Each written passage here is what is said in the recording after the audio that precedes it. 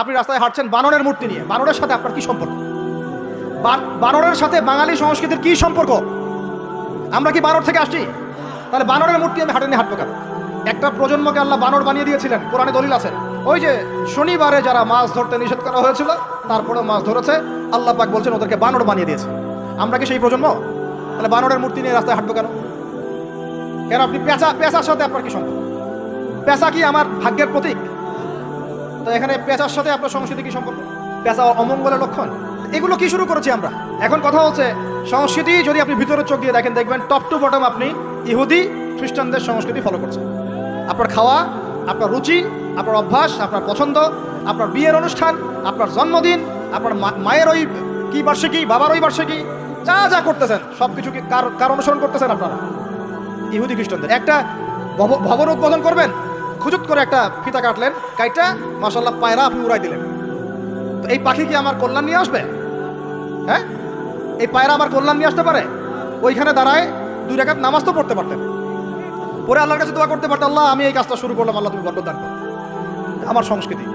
একটা দোকান করেছেন, বাড়ি করেছেন, শুরুতেই আপনি ডিজে পার্টি দিলেন, ডিজে পার্টি। সুবহানাল্লাহ। সূরা বাকারার তেলাওয়াত তো দিলেন না। তাহলে পুরো বিশ্বের প্রত্যেকটা ডিপার্টমেন্ট, মূল জায়গাগুলো আমরা এখন নিয়ন্ত্রিত হচ্ছি, এবং ভিতরে চোখ দিয়ে যদি দেখি আমরা আমাদের শেকড় থেকে দূরে সরে গেছি। ভাই আল্লাহ পাক আমাদের সবাইকে বোঝার তৌফিক দান করেন। আমাদের এই পুরো প্রজন্মটাকে আল্লাহ পাক তওবা করে ফিরে আসার তৌফিক দান করেন। বিশ্বের বুকে ওমর রাদিয়াল্লাহু আনহুর সময় আমরা যেমন মাথা উঁচু করে বাঁচতাম, ওইভাবে বাঁচার তৌফিক দান করেন। এমন একটা জায়গায় পুরো জাতিকে নিয়ে যাওয়ার তৌফিক দান করেন যেন আমাদের ভয় ওরা থরথর করে কাঁপা শুরু করে।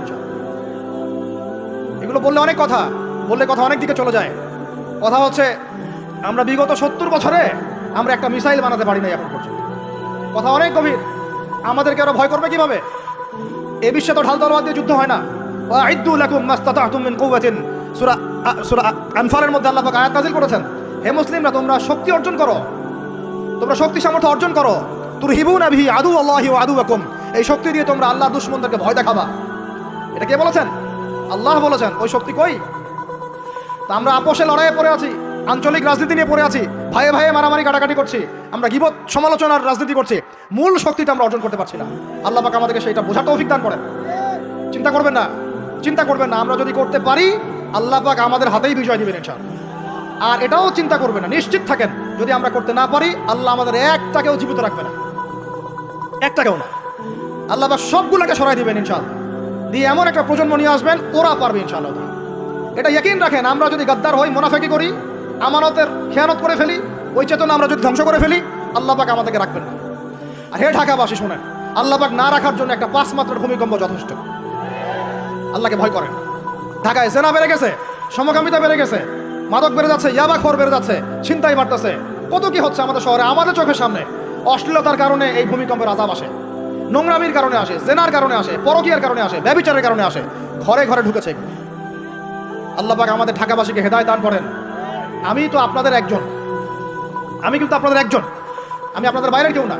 কিন্তু এগুলো দেখে আমার মনটা কাঁদে, কষ্ট হয়। ঢাকা যেমন মসজিদের শহর, এই মসজিদের শহরের মধ্যে এরকম অন্যায় অবিচার ঘরে ঘরে কেমন করে ছড়িয়ে পড়ে, কেমন করে? একটা অপরাধ হয়েছে আমাদের। অপরাধটা হচ্ছে আমরা সৎ কাজে আদেশ করেছি, অসৎ কাজে সমানভাবে নিষেধ করি না। সৎ কাজে আদেশের সাথে এখন থেকে অসৎ কাজে নিষেধও করবেন। আল্লাহ পাক তৌফিক দান করেন। আল্লাহ পাক এই জজবা চেতনা আপনাদের সবার মধ্যে দান করেন। আমি আইন হাতে তুলে নেবেন না, কিন্তু অন্যায়ের প্রতিবাদ করবেন। অন্যায়ের কি করবেন? প্রতিবাদ করবেন। শেষ পয়েন্টটা বলি, ধর্মীয় অবস্থাটা কি? ভিতরে চোখ দিয়ে দেখেন। আপনার কাছে মনে হচ্ছে আমরা সবাই সংখ্যায় অনেক বেশি, কোটি কোটি মুসলমান, এত এত মুসলিম রাষ্ট্র, এত এত তেল, এত এত মিলিটারি পাওয়ার, ইত্যাদি ইত্যাদি, এত সংগঠন, অনেক কিছু, এত ধর্মীয় দল, এত আলেম ওলামা। বাস্তবিক অর্থে ভিতরের চোখ দিয়ে যদি আপনি দেখেন, দেখবেন যে আমরা সংখ্যায় বেশি হওয়ার সত্ত্বেও আপোষে অসংখ্য দলে বিভক্ত হয়ে গেছে। যতক্ষণ পর্যন্ত আমরা ইউনাইটেড হচ্ছি না, ধর্মতাত্ত্বিকভাবে একটা জায়গায় আসছি না, একটা জামাআ ফর্ম করছি না, একটা ইমারা কায়েম করছি না, এবং আমাদের মধ্যে একজন আমিরুল মুমিনিন নির্ধারণ করছি না, ততক্ষণ পর্যন্ত আপনি আল্লাহর রাস্তায় দিন ইকামত করতে পারবেন। এটা আমাদের মূল সমস্যা, মূল গোড়ার সমস্যা। আর এই সমস্যাটাকে আম জনগণ কোনোভাবে উস্কে দিবেন না। আপনারা ওলামায়ে কেরামদের মধ্যে বিভক্তি বাড়াই দিবেন না, উস্কে দিবেন না, অনলাইন গরম করবেন না, চুপ করে থাকবেন। কিছু বলার যদি না থাকে চুপ করে থাকে, তা বলার দরকার নাই। ওলামায়ে কেরামদেরকে একটা জায়গায় বসতে দেন, তারা যদি একটা জায়গায় বসে একটা টেবিলে বসে একে অপরের সাথে মোয়ানাকা করে, চা খায়, সালাম বিনিময় করে, ইনশাল্লাহ দেখবেন ঐক্য হয়ে গেছে ইনশাল্লাহ। এবং ওলামায়ে কেরামরা যখন আমাদের রাজনীতিবিদদের সাথে থাকবেন, একটা ঐক্যবদ্ধ শক্তি হবে, তখন দেখবেন রাষ্ট্র, অর্থনীতি, রাজনীতি এবং ধর্মতাত্ত্বিক সব দিক দিয়ে এগিয়ে যাবে ইনশাল্লাহ। এই জিনিসটার ঘাটতি আছে আমাদের মধ্যে। আমরা অনেক সময় মনে করি ও পলিটিশিয়ানের সাথে আমার চলার দরকার নেই, ও তাগুত, ও কাফের, ও মোশরেক, ও এটা ওইটা। দেখেন নবী করিম সাল্লাল্লাহু আলাইহি ওয়াসাল্লামকে সবচেয়ে বেশি সাপোর্ট করেছেন তার চাচা আবু তালেব। আবু তালেব মুসলমান হননি শেষ পর্যন্ত, তার বাসাতে তিনি থেকেছেন, বড় হয়েছেন, ব্যবসা করেছেন, চাচাকে কালিমা পড়াতে পারেন নাই, দিনের পথে আনতে পারেন নাই, তাই বলে কি তিনি চাচা সঙ্গ ছেড়ে দিয়েছিলেন? আমরা সবাই নিজেকে আলাদা বিভক্ত মনে করি, নসিহতের মধ্য দিয়ে, সদুপদেশের মধ্য দিয়ে, একটা ভ্রাতৃত্বের বন্ধনের মধ্য দিয়ে। সবাই তো আর খারাপ পারে ভাই, সবাই কি খারাপ? এখানে অনেক অসংখ্য ভালো মানুষ আছেন, প্রত্যেকটা সেক্টরে আছে। আপনার আমার চেয়ে বেশি ইমানদার আছে, আপনি জানেন না? প্রত্যেক ডিপার্টমেন্টে আপনার আমার চেয়ে বড় বড় ইমানদাররা আছে, কিন্তু পরিবেশ পরিস্থিতির কারণে হয়তো বা তারা তাদের ইমানটাকে জাহির করতে পারছে না। আমরা উগ্র হব না, তাদের প্রতি আমরা নসিহত করব, নরম হব, সবর করব, দাওয়াত দিব, এবং তাদেরকেও আমরা আমাদের একটা প্ল্যাটফর্মে আনার চেষ্টা করবো ইনশাআল্লাহ। এভাবে যখন আস্তে আস্তে মেহনতগুলো বাড়তে থাকবে, 10টা বছর দেখেন, 10টা বছর পরে দেখবেন চিত্র পাল্টে গেছে ইনশাআল্লাহ। তবে এই দায়িত্বটা কোনো বক্তার একার নয়, কোনো আলেমের একার নয়, কোনো এমপি সাহেবের একার নয়, মন্ত্রী সাহেবের একার নয়, কোনো সরকার প্রধানের একার নয়। এখানে আপনার আমার সবার ভূমিকা আছে। সবাই যার যার জায়গা থেকে যদি আমরা ভূমিকা পালন করতে ব্যর্থ হই, এগুলো স্বপ্ন থেকে যাবে, কোনোদিন বাস্তবায়ন করতে পারবেন না। সবাই যার যার জায়গা থেকে কাজ যদি ঠিকমতো করি, ইনশাল্লাহ দেখবেন আমরা ওই সোনার বাংলা ঠিকই গঠন করবো ইনশাল্লাহ। আল্লাহ পাক আমাদের সবাইকে ধর্মীয় অঙ্গনের ভেদাভেদটাকে দূর করার তৌফিক দান করেন। ধর্মীয় অঙ্গনের ভেদাভেদটা সবচেয়ে কালো হয়েছে আমাদের জন্য। ধার্মিকরা যদি একটা জায়গায় থাকতেন, তারা যদি সমাজের মধ্যে এরকম বিভিন্ন দলে দলে বিভক্ত হয়ে আলাদা আলাদা হয়ে না যেতেন, তাহলে দেখতেন আজকে থেকে 40 বছর আগেই বাংলার জমিনে দিন কায়েম হয়ে যেত। আল্লাহ রাব্বুল আলামিন আমাদেরকে ভিতরের চোখ জাগ্রত করার তৌফিক দান করেন। আর যারা স্পষ্ট মুশরিক, স্পষ্ট শিরিক করছে, স্পষ্ট বেদাতি এবং স্পষ্ট মুনাফিক, যারা জালেমের পক্ষ নেয়, ওদের সাথে ঐক্যের কোনো দরকার নাই। ওদেরকে ছাড়াই আমরা চলবো ইনশাআল্লাহ। সময় ওদেরকে মিটিয়ে ফেলবে ইনশাআল্লাহ। সময়ের স্রোতে ওরা ধুলার মতো উড়ে যাবে ইনশাআল্লাহ, কিচ্ছু করতে পারবে না ইনশাআল্লাহ। কারণ মুনাফিকদের সাথে ঐক্য হয় না। মুনাফিকদের সাথে কি ঐক্য হয়? মুনাফিকদের সাথে ঐক্য হয় না, মুশরিকদের সাথে ঐক্য হয় না। এবং যারা পাক্কা মুশরিক, পাক্কা বেদাতি, তাদের সাথে কিন্তু ঐক্য হয় না। তো এই জিনিসগুলো আমরা অ্যাভয়েড করে মুমিনদের জামাকে নিয়ে ঐক্যবদ্ধ হয়ে সামনের দিকে এগিয়ে যাবো ইনশাআল্লাহ।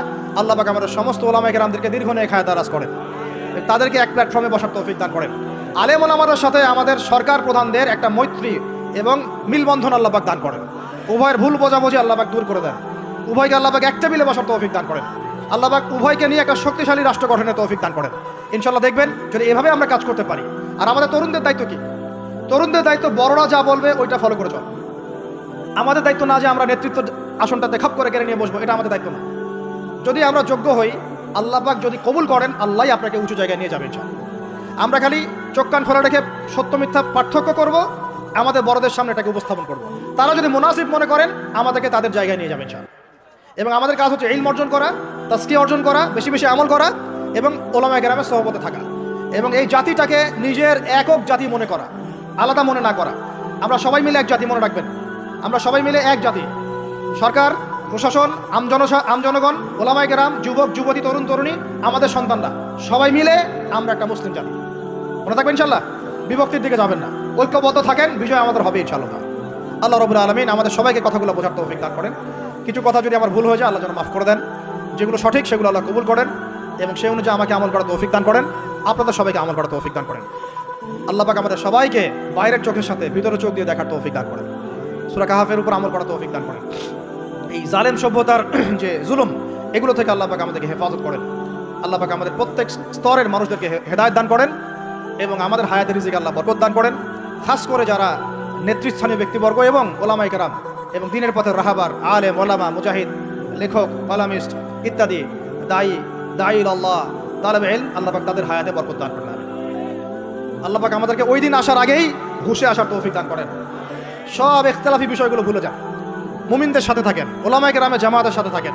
ছোটোখাটো বিষয় নিয়ে তর্ক করা বন্ধ করেন, ইস্যু পাগল হওয়া বন্ধ করেন, ডিভাইস আসক্তি বন্ধ করেন, এই শোডাউনগুলো বন্ধ করেন, মূল জায়গাগুলোয় কাজ করেন। সালাত, তাহাজ্জুদ, হালাল রিজিক, আদর্শ পরিবার গঠন, ঠিক আছে, দাওয়াতের মেহনত, সৎ কাজে আদেশ, অসৎ কাজে নিষেধ, এগুলোতে মনোযোগী হন।